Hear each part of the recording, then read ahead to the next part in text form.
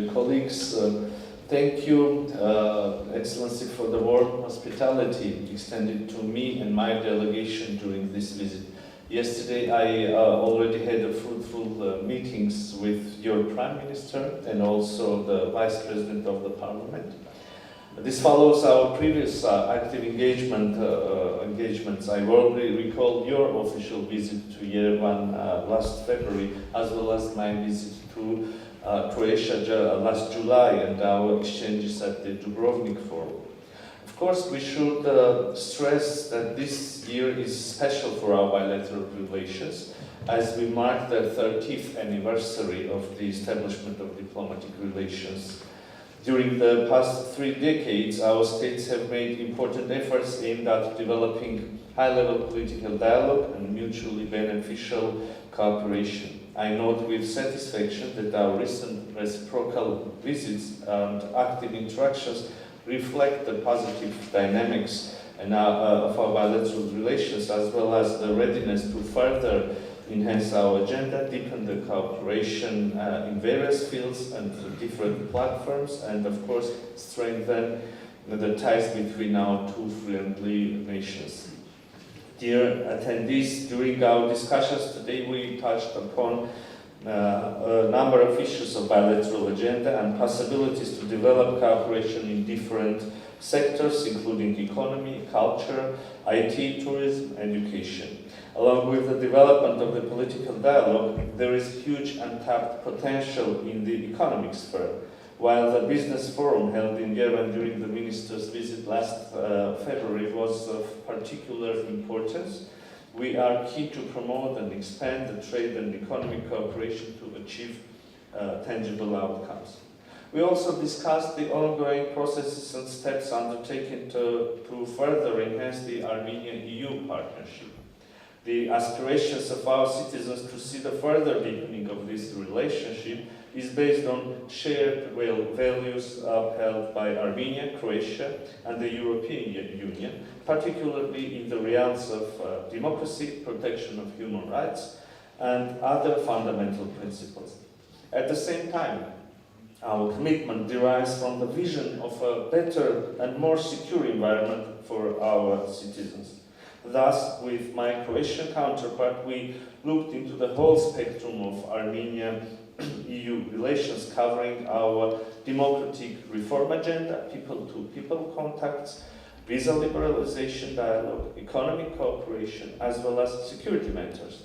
In this context, I'm glad to underline that the Armenia-EU partnership is being enhanced with new dimensions, namely the EU monitoring mission and security dialogue. Today we also had the chance to touch upon issues of cooperation in multilateral fora within international organizations, where Armenia and Croatia already have or will further benefit from closer cooperation. Dear colleagues, we exchanged views on international and regional security topics. I thoroughly updated my counterpart on the situation in the South Caucasus. As mentioned, we had earlier opportunities to discuss Armenia's vision of establishing stability and peace in the region, efforts aimed at overcoming the challenges and developing regional connectivity.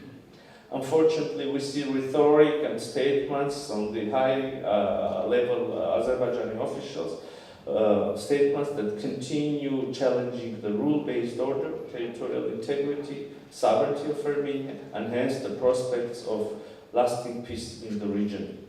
I want to stress that we believe our partners interested in stability in the South Caucasus share the same approach, that peace requires unwavering commitment and genuine interest in lasting solutions.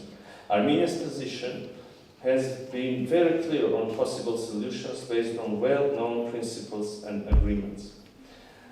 Countries should recognize each other's territorial integrities without any ambiguity.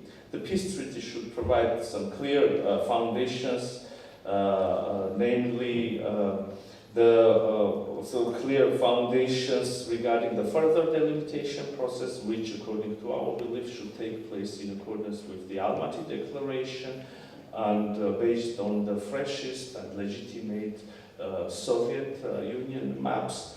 We also are sure that the connectivity that can be unlocked in the region, that the connectivity, the connections, the economic and transport infrastructures could help also to advance to lasting peace in the region. And we believe that all the infrastructure that are going to be unblocked should be unblocked according to the and under sovereignties and national jurisdictions of the countries, and in accordance with the principles of equality and reciprocity. To moreover, to promote this idea of peace and connectivity, the government of Republic of Armenia came up with the initiative of Crossroads of Peace, which is, as I said, about unblocking the infrastructure and increasing the interconnectivity in the region. Dear attendees, here I would like to stop. Dear Minister, dear Gordon, thank you once again for your invitation and for comprehensive discussions we had today. And I'm confident that these discussions will provide an excellent basis for further partnership and cooperation.